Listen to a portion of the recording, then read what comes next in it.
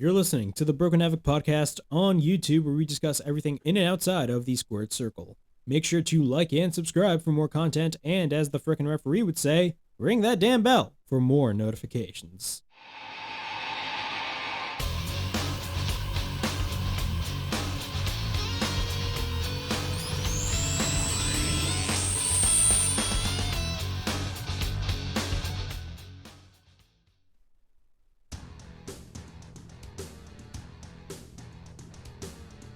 What's up, everybody? It is Broken Havoc here, right here on the Broken Havoc podcast, here to review SmackDown and AEW Rampage from February 18th, 2022. I'm doing things a little bit differently this week, and actually, from going forward from this week, I'm actually going to be giving you guys this the Rampage and SmackDown reviews all together, all in one video, mainly because of the fact that for me, it saves more time for me.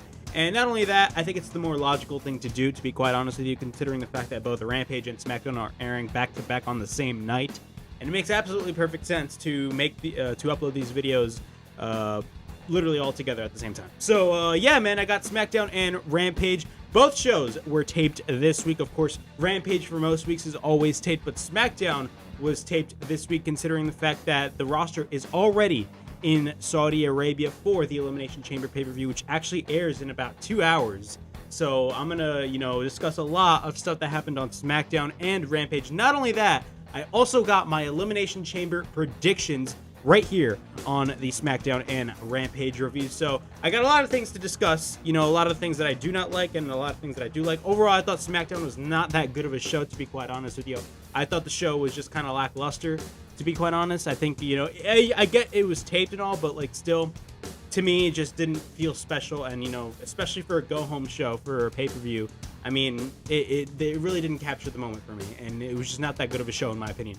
Rampage, on the other hand, I actually really enjoyed. Rampage was a really good show, in my opinion. I thoroughly enjoyed what I saw. Of course, we had SwitchBlade, Jay White, walking through the Forbidden Door from New Japan Pro Wrestling, taking on Trent Beretta in the main event. We got a match announcement. We got a card announcement for Revolution, and I will say, man, Revolution is looking to be an insanely stacked card, man. We got Adam Cole versus Hangman Adam Page officially at Revolution, so I'm excited to see about what happens there. But before I get on with all of this craziness, make sure to just subscribe to the Broken Havoc podcast on YouTube, where I discuss everything in and outside of the squared circle. Make sure to like and subscribe for more content, and as the frickin' referee would say, ring that damn bell for more notifications. Now, let's get on with the SmackDown review. SmackDown, of course, was a taped show. It was not live because of the fact that the roster was in Saudi Arabia. Not only that, I mean, I didn't really enjoy the show really a lot. I thought the show was kind of lackluster, as I stated earlier. To me, it just felt like it felt like a taped show. And usually I don't say that about taped WWE shows. Usually when WWE tapes a show, in a way, kind of has that sense of being live. Of course, it's taped, so the spoilers are out. But when you watch an AEW show, as much as I loved Rampage better than SmackDown, to be quite honest with you, it was such a better show. I will say this, man, for most weeks on Rampage has that sense of it being taped. You can definitely notice that it's taped. Of course, it's taped, but I'm saying that, it shouldn't create that illusion. If you have a taped show, it should create the illusion that it's a live show. That's my opinion, but honestly, to me, not even to me, but I feel like to a lot of people, that's most likely impossible, considering the fact that there's spoilers on the internet. So probably my argument is non-valid, and it really doesn't mean my argument means absolutely nothing. But still, man, SmackDown, was it a good show? No, it wasn't. In fact, I didn't enjoy the show whatsoever. I thought it was really cringe for some segments. I remember one Ricochet and Aaliyah segment that they aired backstage on the SmackDown show. I'm not gonna lie, man, that segment was absolutely cringe. Whenever they talk about a wrestler, man, it literally, you had Ricochet talk about Sheamus. It was the most non-genuine thing I heard in my life. I'm sorry, it was. But Adam Pearce is in the center of the ring for the contract signing with Sonya Deville and Charlotte Flair versus Ronda Rousey and Naomi. Overall, I did not care about this whatsoever. Both go at it verbally when they're in the ring. Actually, I'm going to talk about that later on, but Naomi and Ronda want Charlotte and Sonya to sign the contract because Sonya Deville is basically just complaining about, this whole match as a whole. Both proceed to scream at each other. And then Sonya has a new stipulation. She stated that Ronda Rousey, stated earlier that, she could beat Sonya with one arm tied behind her back, and that gave her a bright idea. The idea was that, she made the new stipulation that Ronda will have one hand tied behind her back. And then Ronda signs the contract, and then a brawl breaks loose when Ronda put Charlotte's head on the table. Now, a video of this leaked last week, because they taped this show last week, and it was a video showing Ronda Rousey putting Charlotte's head on the table, but Charlotte sold it really bad. Like, if you watched the video that the fan recorded, Ronda tried to forcefully like put Charlotte's head on the table, but then Charlotte just sold it. She didn't even sell it. Like, she went like this. Like, literally, if you saw my headphones drop, I'm telling the truth, but she did not sell it really well. And that was a big problem, and in my opinion, that was completely on Charlotte. The fact that she did not even sell that well for Ronda goes to show you really the true intentions of Charlotte Flair. Honestly, I was never the biggest Charlotte Flair fan. I do not think, I think she's a great wrestler, but, I do think she has a big ego in real life. That is just my opinion. But, again, stuff like that, I mean, I don't know why they do that. Like, it comes off really bad to the crowd. Maybe it was unintentional. Who knows? But to me, it just came off so bad. And it came out to a lot of people in the community really bad. But, yeah, man, so they edited that. They edited that really well to make sure, that didn't really happen. Like, they zoomed in the camera and stuff. By the way, WWE production, man, look, WWE production by far has the best production in wrestling. If you say otherwise, your argument is completely invalid. But, one thing that I do not like, that I hate so much when it comes to the production, and it's really the cameramen. Every time when, you see a wrestler go for repeated rights on, like, their opponent, or just they're brawling with their with another wrestler and they're going for repeated rights to the head, you see the camera go like this. They're shaking up and down. I'm like, dude, have the camera be steady, for God's sakes. Like, it is so ridiculous, man. Like, stuff like that irks me when I watch the WWE product. It's simple things like that that just get me so angry when I watch the show, and I'm like, bro, you can literally avoid this. I don't know what's so special about shaking the camera constantly when, someone's going for repeated rights. I hate that. But, yeah, man, a brawl breaks loose, and that's that. That was the contract signing. Honestly, did this make me interested for the match at in Saudi Arabia? No, I honestly am not interested in this match, to be quite honest with you. Not only that, I mean, the only things that I'm interested in is Roman Reigns versus Goldberg, to see that, I hope WWE makes the right decision, and in the men's Elimination Chamber match. That is it. Everything else on the card is just, I do not care about. I mean, I guarantee you, everybody watching this video probably didn't even realize that we had a pay-per-view tonight. Or I shouldn't say tonight, actually. The pay-per-view is actually going to start in 2 hours because of the fact that it's in Saudi Arabia. So, I mean, still, like, did you guys realize that there was a pay-per-view tonight? No. I don't know. We got Sheamus versus Ricochet in a rematch that we have seen how many times on television? So what gets me invested in this match? I mean, we've seen it so many times. And, you have a lot of people on social media that are happy about rematches. Only, like, the reason why I defend AEW so much is, look, we've seen, I don't even know why I'm comparing. I'm not even going to compare Danielson and Hangman. It makes absolutely no sense for me to do that. You know what? That argument is completely out of the picture. I shouldn't even be arguing. I shouldn't even be comparing that to this. Forget about it. That was my fault. Forgive me.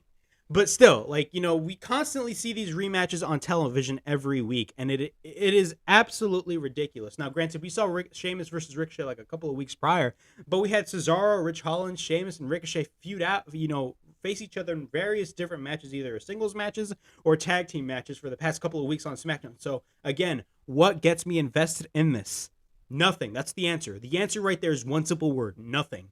You get nothing. There's just nothing that just intrigues me of this. Now, granted, the match was not bad. Wasn't bad, but still, there's no reason for me to be invested in this match if we have seen this match so many different times on television.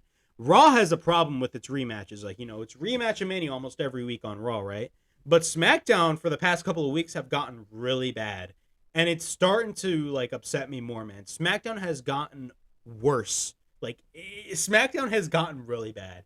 I'm not going to lie, man. But we're going to be talking about Sheamus versus Ricochet real quick. We got a dropkick by Ricochet. Sheamus picks up Ricochet. We got a roll-up. and we get a near fall. At this point, Sheamus is in control. We get a drop kick by Ricochet, sending Sheamus to the outside. Ricochet then goes for a somersault through the ropes. Ricochet then misses the springboard, but then Sheamus hits the Irish Curse backbreaker. Sheamus is in control. We get a couple of chops by Ricochet. Sheamus then goes for a couple of forearms. We get a back suplex by Ricochet. We get a side headlock by Sheamus. Then Ricochet goes for a kick. He tries to take out Sheamus on the outside, but Sheamus catches Ricochet and hits a fall-away slam onto the announce table. We go to commercial break, but once we're back from commercial break, Sheamus is on the top. We get a clothesline by Sheamus. Sheamus works on Ricochet, who is on the apron. And then Sheamus goes for the 10 beats on the apron on Ricochet. Then he clotheslines Ricochet over the top rope, sending him in the ring. Then Ricochet counters into a tornado DDT. Then he goes for a couple of rights and lefts. We get a springboard crossbody then by Ricochet. And then he goes for a flying elbow. Then he goes for a standing shooting star press. Then we get a cover and another near fall. Ricochet then picks up Sheamus, but then escapes, and then Sheamus hits the Alabama Slam. We get a cover and a near fall. Sheamus then goes to the top. Ricochet then tries to go after Sheamus, but then Sheamus takes him out.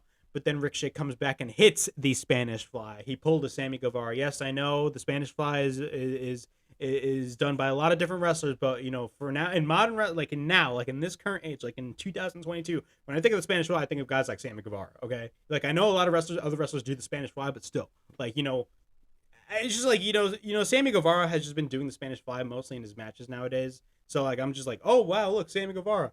But whatever. I know the Spanish Fly is done by many different wrestlers. I'm not only mentioning Sammy Guevara because look, I know Sammy Guevara does it, but still, like you know, I'm just saying he pulled a Sammy Guevara. I'm kidding. But he hits the Spanish Fly, which looked amazing. We get a cover engineer fall. Ricochet then goes to the top. Then Rich Holland is in the apron. Sheamus then misses the bro kick. And then Ricochet hits the knees on Sheamus. We get a cover by Ricochet, and Ricochet beats Sheamus because of the fact that Rich Holland was just making simple, dumb mistakes. And then Sheamus pushes Rich Holland after that. And yeah, there's some tension going on with Sheamus and Rich Holland. Do I care? No, I don't. I don't care. We got a backstage interview with Sami Zayn. He cuts his typical promo talking about his conspiracy theory. We get an Undertaker. Hall of Fame video package. And I'm not going to lie, man. You know, I was actually extremely happy that, you know, WWE finally inducted The Undertaker into the Hall of Fame. Because, you know, when they announced, like, one of the things, like, I was curious about was, like, who are they going to induct to the Hall of Fame? I immediately thought it has to be Undertaker.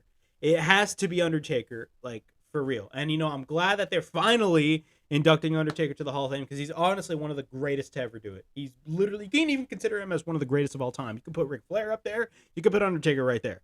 But Undertaker is one of the greatest wrestlers, not only in the WWE, but, like, literally, he's one of the best wrestlers in wrestling, period. You know, his character is one of a kind, and nobody can ever duplicate what The Undertaker has done.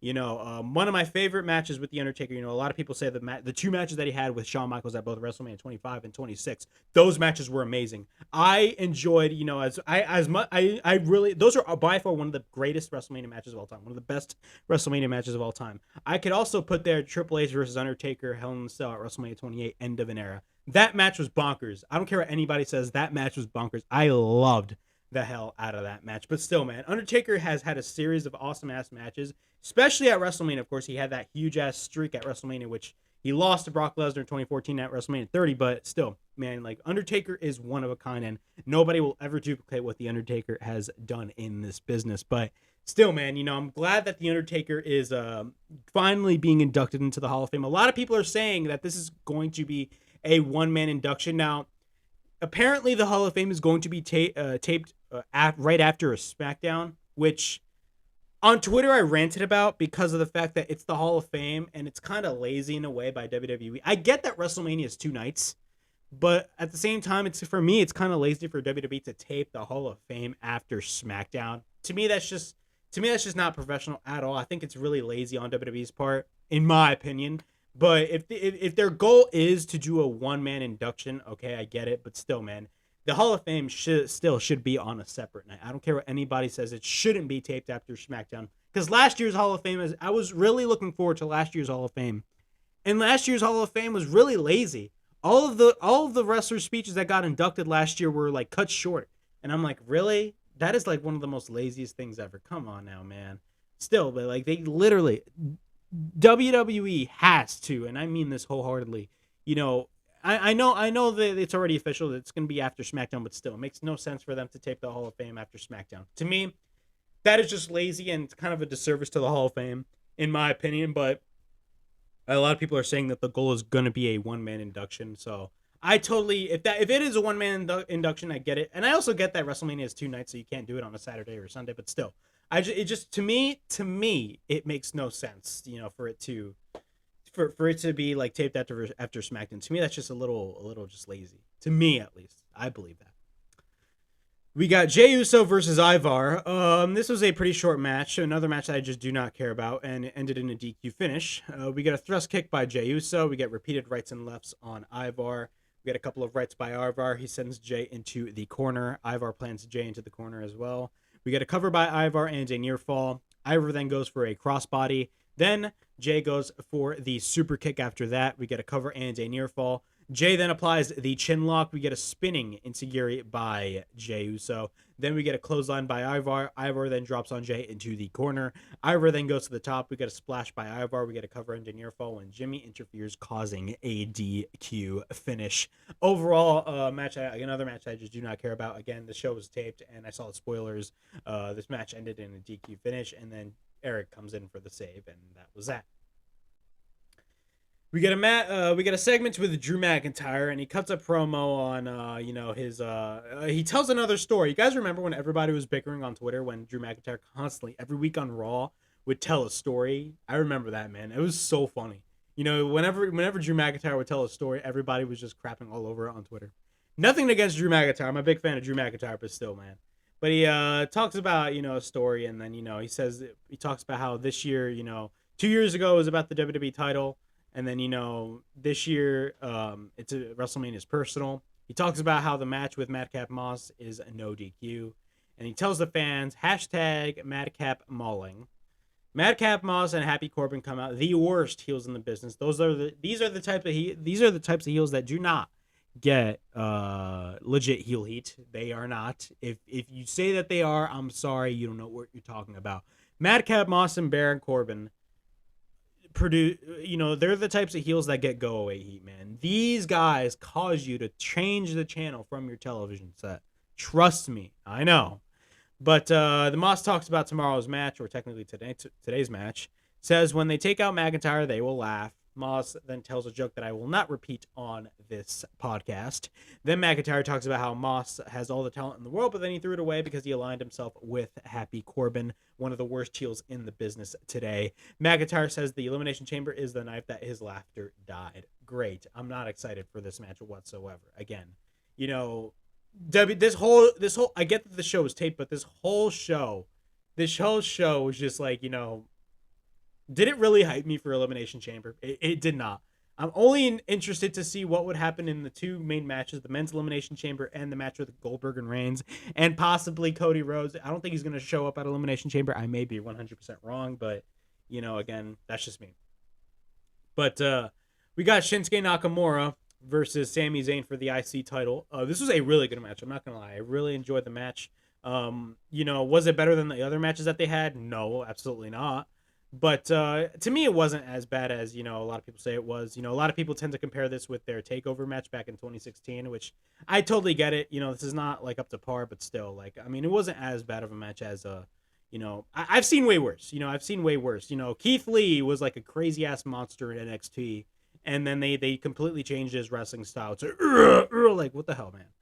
But I thought this wasn't a bad match. A lot of people say it was boring, and I totally get that. I totally get that. But to me, I enjoyed it for what it was. Was it the best? No, but I enjoyed it for what it was. We got a side headlock by Sami. We got a couple of right hands by Zayn in the corner. Shinsuke then goes for a running knee. We get a couple of kicks by Nakamura. He takes Sami to the top. He runs his knee. He takes Sami to the apron. We get a running knee by Nakamura. He tries to hit the jumping knee, but Nakamura lands on the floor. Once we're back from commercial break, Sami Zayn is in control. We get a side headlock by Zayn. We get an elbow drop by Zayn. We get a cover by Zayn and a near fall. We get a second chop by Zayn, but then we get another chop by Zayn. He proceeds to take out Nakamura. We get a cover and a near fall. We get a couple of elbows to the face of Nakamura. We get a chin lock applied by Zayn on Nakamura again. Nakamura then reverses into the cross arm breaker. We get a roll up by Zayn. Then after that, we get a near fall. We get a couple of strikes by Nakamura. We get a drop kick by Nakamura, and then he sends Zayn into the corner. He proceeds to take out Zayn, and then we get a cover by Nakamura and a near fall. Then we get a couple of elbows by Zayn, but then Nakamura reverses into elbows of his own. Zayn then reverses into a Michinoku driver. Zayn then tries to take out Nakamura onto the outside by going through the ropes, but runs into a kick by Shinsuke. But later, Nakamura runs his knee into the steel steps. Once we're back from break, Zayn is in control. Nakamura then tries to fight out on the top, but then Nakamura with a knee off the top. We get a cover and a near fall. We get a spinning heel kick by Nakamura, but then Nakamura runs into a kick. Then Zayn goes for the Blue Thunder Bomb after that. Then, after the Blue Thunder Bomb, we get a cover by Zayn and a near fall again. Then he works on Nakamura into the corner. Zayn then mocks Nakamura's. Come on. Literally, he mocks Nakamura. Then Nakamura fights back. We get a knee by Nakamura, and then Nakamura then tries to come in, but then we get a kick by Nakamura. Nakamura then tries to go for the Kinshasa, but Zayn rolls to the outside of the ring. Zayn then takes the knee of Nakamura and then hits it to the ring post repeatedly. Zayn goes for a kick. He proceeds to roll up Nakamura, and Zayn is the new Intercontinental Champion. We actually got a title change on a taped episode of SmackDown, which is actually pretty shocking to me. Now, granted, we've seen this on Rampage with Cody winning the TNT Championship, but yeah, man. Overall, this was not a bad match. Again, was it the best match? No, it wasn't. But I got a kick of the match. It was not as bad. I've seen way worse. I've seen way worse matches, and this match to me, this was like by far probably, I don't want to say the best match of the night, but like to me, like this is probably like the most interesting like thing I've out of the entire show, in my opinion. Like the whole Goldberg thing was pretty garbage. Ricochet and Aaliyah backstage in a cringeworthy segment. Aaliyah congratulates Ricochet on his win over Sheamus, right? And it looks like they're going for this love angle, which Vince McMahon loves those types of angles. And then Ricochet talks about he talks about Sheamus's accolades. But those are flat out Vince McMahon words right there. And when he talks about Sheamus, man, and I stated this like right in the beginning of the video, it was the most non-genuine thing I have ever heard in my life. If you want to hear unscripted stuff, watch this segment. Just watch it. But after that, Sami celebrates backstage, and yeah, he just celebrates winning the IC title. We get a Roman Reigns and Goldberg final face-off. Reigns has the microphone and tells New Orleans to acknowledge him. Now he asks Paul E. to celebrate him. Then Heyman says that this is the best part of his day. He finds it spiritually orgasmic if you never got a chance to meet in his prime or see in his prime Michael Jordan, Wayne Gretzky, Drew Brees, Tom Brady. Then he has a gift for you. Then thou shalt not interrupt the wise man's promo because of the fact that you hear a lot, and I mean a lot of boos. Then we're 14 hours away for the opportunity to see at his prime the best in the ring doing what he does best to cement his GOAT status. Our tribal chief, the Universal Champion, Roman Reigns. Then Goldberg comes out. Reigns grabs the mic, but then Goldberg drops his mic. Reigns says that he was going to give him one last chance to acknowledge him, but he's going to walk up to him. And Roman Reigns is like, huh? And then Reigns says that Goldberg doesn't understand how things are run around here. He tells Goldberg that this is his ring. And Goldberg says at 12 o'clock, he needs to apologize. He was wrong. He is not next, but when it comes to the Universal title, Goldberg is next. And then they both face off, and then the show ends. Look, was this a good segment? I'm going to be honest with you, man. Look, no, it wasn't. Look, the reason why I say this is because every time when Goldberg is going to be wrestling at Saudi Arabia, the final thing that happens before the go-home show of a Saudi Arabia show, if Goldberg is wrestling, is a freaking face-off. It is the same crap. It is the same crap. Like, bro, you really expect me to be invested with this match? I'm interested to see what happens in this match because I'm literally afraid that they're going to put the belt on Goldberg. And if they put the belt on Goldberg, I have absolutely no faith in this company. And I'll talk about why they shouldn't put the belt on Goldberg because it'd be the stupidest thing that WWE would ever do in the company's history.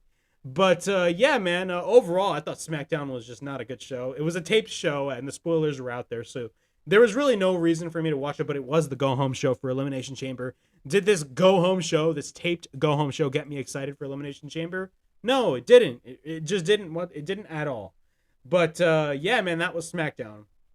But before I get on with AEW Rampage, I'm going to be talking about my Elimination Chamber predictions video. Yes, we got Elimination Chamber. Elimination Chamber is going to be coming to us from Saudi Arabia, actually in about an hour and a half from now in Saudi Arabia. So yeah, man, we got Elimination Chamber happening. Again, there's only 2 matches that I am honestly excited for, and that is the men's Elimination Chamber and Goldberg versus Reigns for the sole fact. And the reason why I'm interested in Goldberg versus Reigns is I really want to see what the hell WWE does. If they make the right decision and Reigns retaining the title, then we're good here. But if Goldberg wins, then I have no faith in this company.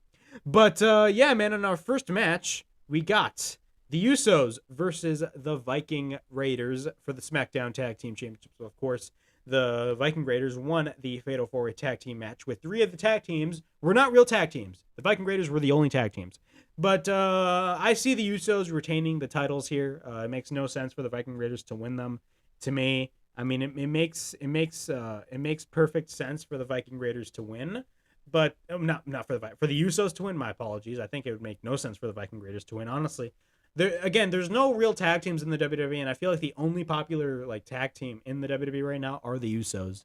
Everybody else, like the whole tag team division in the WWE on both rosters. I'm gonna exclude NXT. I'm only gonna talk about the main roster. I don't watch NXT, so I really, shouldn't be saying anything, but still. I mean, the main roster, the tag team division on the main roster is a joke. I'm sorry, it's a joke.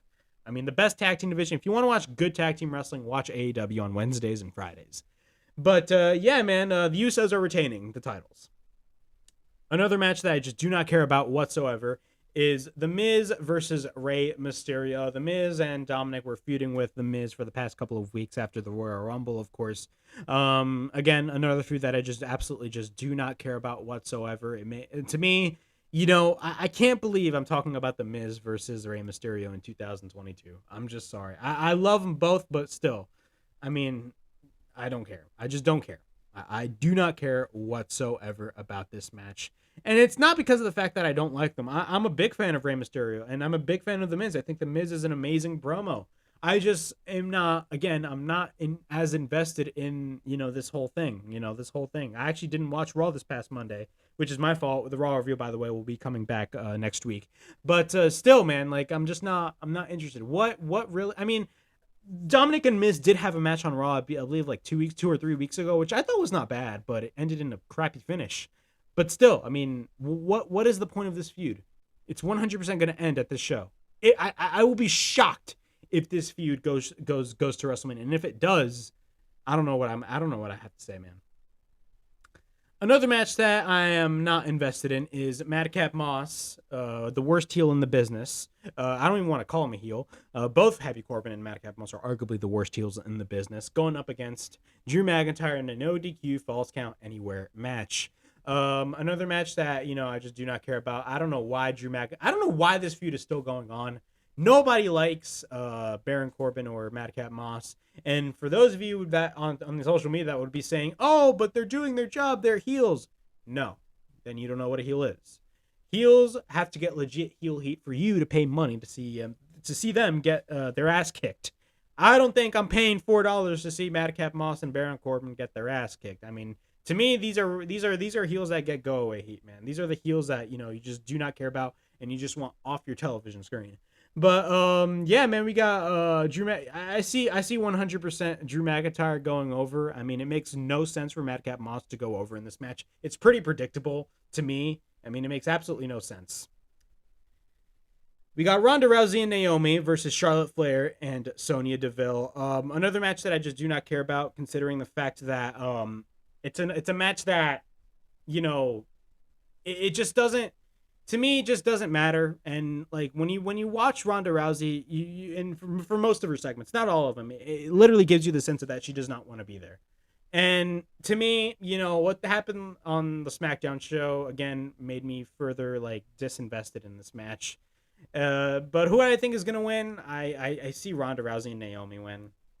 But most likely, Charlotte ain't gonna get the pinfall. It's most likely going to be Sonya Deville because for a fact Charlotte ain't getting that pinfall loss. I'm sorry, she's not. Someone like Charlotte, absolutely not, bro. She'd be like, nope, nope. I used to make this joke back in the day, before I started this channel about Charlotte Flair, that she would be like Miss Creative Control. Like she would wing out creative control, creative control. I used to call Charlotte Miss Creative Control. But yeah, man. I'm not invested. I don't care. I don't care about this match, to be quite honest with you. We got the women's elimination chamber match, match that was, in my opinion, kind of threw together last minute. The winner faces the Raw Women's Champion at WrestleMania. This stipulation should have been done for the men's, but the men's elimination chamber match went in a completely different route, which WWE always does. I do not know why. But yeah, man, we got the women's elimination chamber match. Rhea Ripley, Liv Morgan, Bianca Belair, Nikki ASH, Doudrop, and Alexa Bliss will be in the match. Overall, I think it's pretty obvious that Bianca Belair is going to win the match.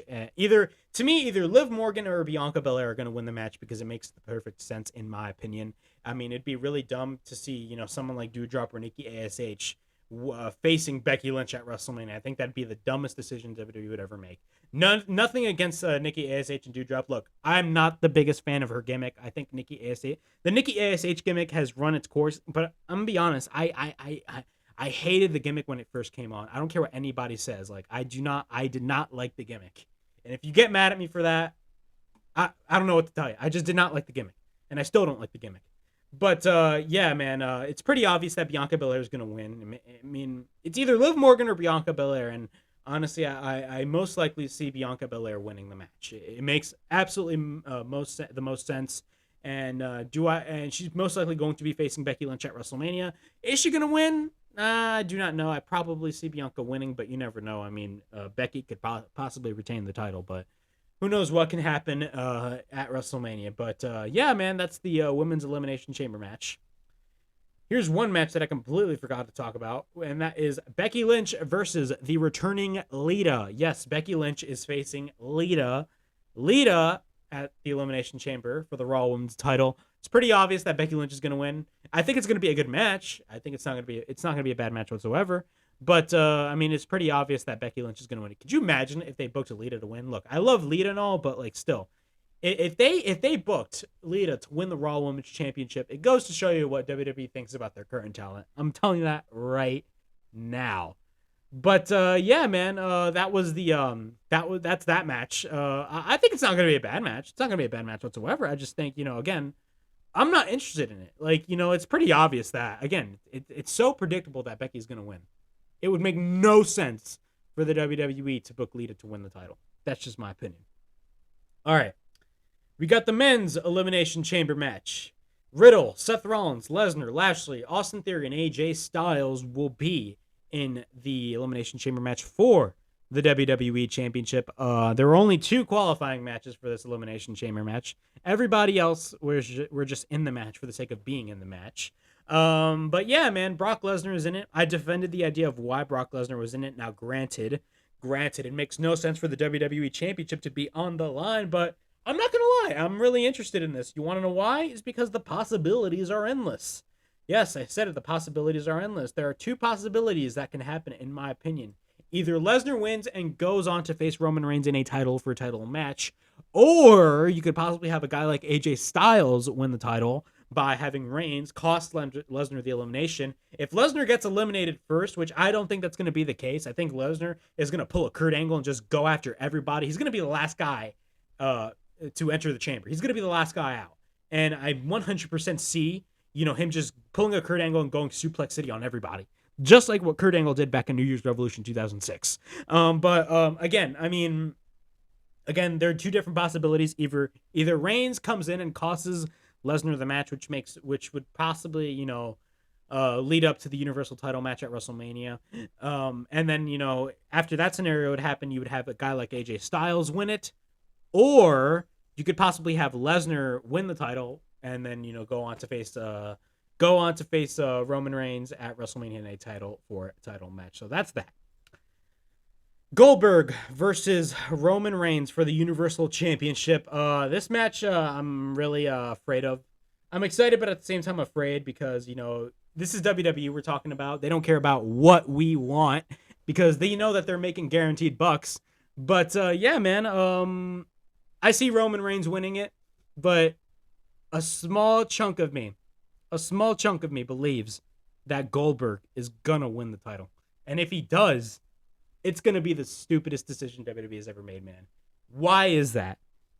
It goes to show you that the WWE wouldn't care about their top. They don't even care about anybody, even their top star.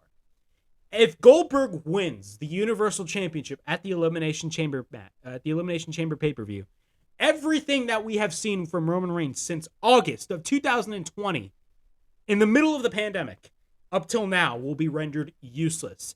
And then it will make you, the viewer, question yourself, damn, I invested all of this time in Roman Reigns that he just lost to Goldberg in like 2 minutes, in less than like 2 minutes. If they do a finish like that, the WWE is arguably considered one of the I don't even want to say they're considered. They're arguably the stupidest people. The people that are in charge are honestly the stupidest people alive. I'm sorry. I don't care what anybody says. It makes no sense for Goldberg to win the title. If Goldberg wins the title, I'm going to riot. I don't care. I'm going to riot, and it better not happen. It better not happen. So my prediction, Roman Reigns will squash the hell out of Goldberg, but a small part of me has that belief that Goldberg is possibly going to win it. Because, you know, it's WWE we're talking about. They don't care. They don't care. They do not care whatsoever. But I think Roman Reigns is going to win the match and go on to face Lesnar at WrestleMania. It makes sense. I don't want them to do Goldberg versus Lesnar again. If they do that again, it's going to be the saddest thing ever. I'm sorry. All right, man. That's it for my Elimination Chamber predictions. Now we're on our way to AEW Rampage. Rampage, of course, from February 18th, 2022. This is the Rampage Slam Dunk. Rampage aired earlier this Friday because it usually airs at 10 o'clock on TNT, but actually aired at 7 o'clock on TNT because of the fact that I believe TNT has the NBA All-Star Game. So that's the reason why they have that. But overall, I thoroughly enjoyed Rampage tonight. I thought Rampage was not a bad show whatsoever. We had Adam Cole versus Dark Order's 10-8. Really, it was a quick opener. It lasted for like 10 minutes. But it was a good match. Of course, Adam Cole got the win. We had Dante Martin versus Powerhouse Hobbs in a qualifying match for the Face of the Revolution ladder match for March 6th's Revolution pay-per-view. We had the main event with Switchblade Jay White walking through the Forbidden Door from New Japan Pro Wrestling to take on Trent Beretta in a really good match as well. Overall, I really enjoyed Rampage. Of course, we had Serena Deeb wrestle. She had her 5-minute rookie challenge. A lot of great things happen on Rampage, and I'm really enjoying Rampage. I think Rampage is doing its job, in my opinion. Rampage is doing its job. But the first match is Adam Cole versus Dark Order's 10. The match starts later on in the match. We get a couple of clotheslines by 10. We get a spine buster. 10 tries to apply the full Nelson, but then Cole counters into the Enziguri. Then he hits the backstabber, and then we get a cover by Cole and a near fall.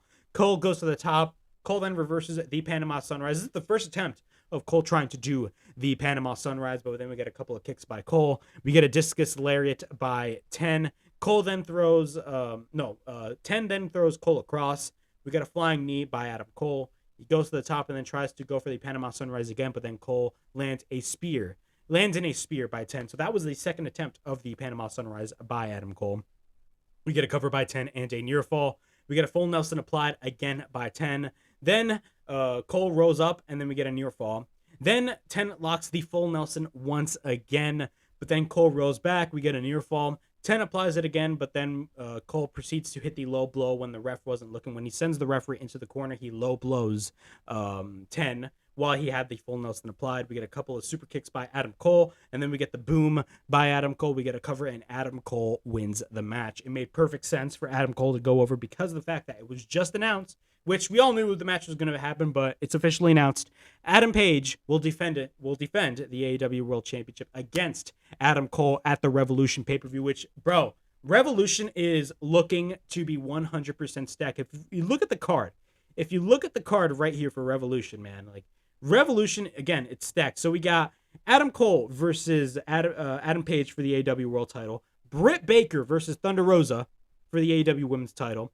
We get Jungle Boy and Luchasaurus versus 2 to be announced tag teams for the tag titles. CM Punk versus MJF in a dog collar match. And we got 3 wrestlers in the Face of the Revolution ladder match with Keith Lee, Wardlow, and Hobbs. We got 3 more wrestlers to be announced, man. Revolution is looking to be insanely stacked. It's probably going to be one of the best pay-per-views of the year, in my opinion.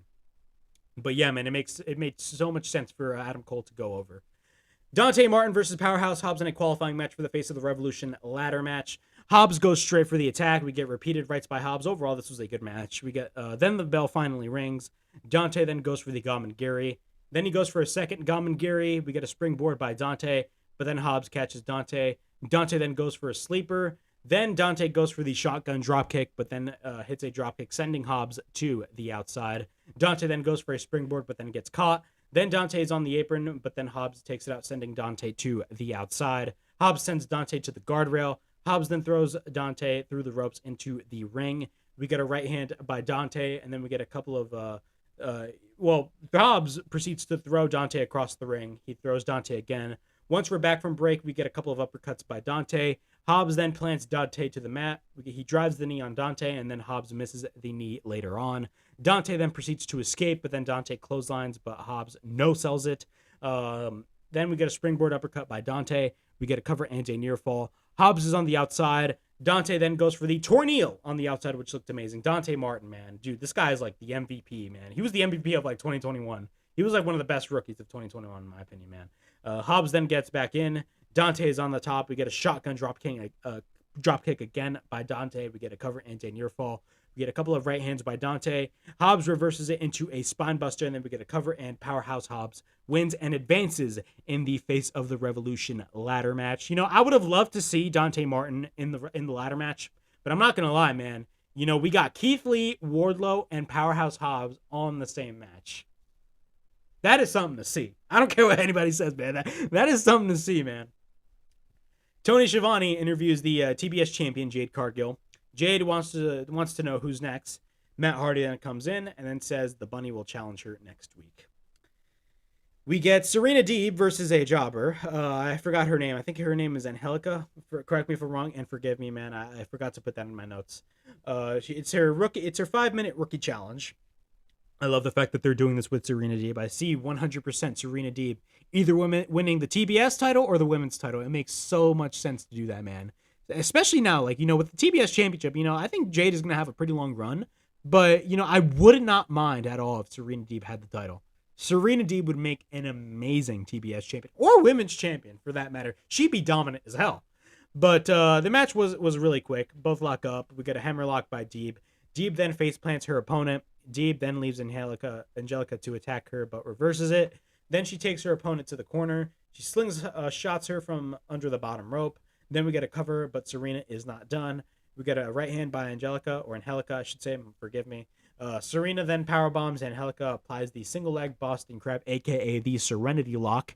And then Angelica taps out, and Serena Deeb wins the match. It was pretty obvious. They're booking Serena Deeb like a killer, and rightfully so. We get a video package of Bryan Danielson and Jon Moxley, which the match wasn't announced yet, but most likely it's going to be Moxley versus Danielson at Revolution. So that is another match to add right there, because most likely that match is going to be happening, and I'm 100% excited.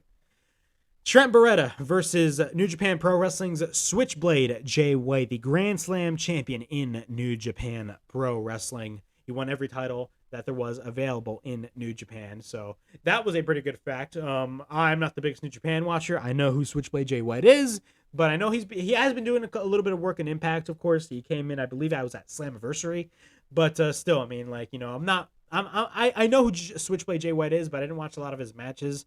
I believe I did watch his Wrestle Kingdom match from like last year. I think it was last year or 2 years ago. Correct me if I'm wrong, but you know, he's a really good wrestler. I love, you know, Switchblade Jay White is really good at what he does, and the guy's a future star, man. The guy is already a star in my opinion, but I'm not really that familiar because I don't watch New Japan. But it's great to see him wrestling on AEW. That's the beauty about the Forbidden Door, right? You're introduced to all these new wrestlers. Again, I stated earlier that I knew who Switchblade Jay White was, but I wasn't really familiar with his matches. But yeah, man. I mean, again, that's the beauty of the Forbidden Door. You're introduced to all these new wrestlers that you don't know. But the match starts. This was a really good match, I'm not going to lie. Both lock up. White is in control in the corner. We get a couple of chops by Trent. We get a back elbow by Trent, and then we get a headlock by Jay White. We get a back elbow by Trent. We get a couple of chops by Trent in the corner. We get a knee by Jay White. White then sends Trent over the top rope and then sends him to the guardrail and then onto the barricade. Then Trent reverses the Irish whip to Jay White and then sends him into the corner. White then sends Trent to the guardrail, but then Trent retaliates with a clothesline. Then he takes White to the ring. White then suplexes Trent onto the outside. Once we're back from break, White is in control. We get a kick by White, and then we get a forearms to the ribs of Trent Beretta. Both exchange blows after that. I feel like Michael Cole right now. Both White then gains the advantage. Then Trent sends White into the corner, and then White is on the outside. We get a springboard moonsault by Trent on the outside, but then he takes White in the ring. Trent with a back elbow, but then White counters into the swinging or the tornado DDT. It's the same move. White then hits the flatliner. We get a deadlift German suplex by White. We get a bridge, and then we get a near fall. He misses an uppercut, but then Trent goes for the tornado DDT. We get a cover and a near fall. We get a couple of rights by Trent Beretta. Then Trent then goes for a shotgun dropkick, sending Jay White to the outside. Trent then runs into a knee by Jay White, but then White underhooks Trent into the guardrail onto the chair, which looked painful.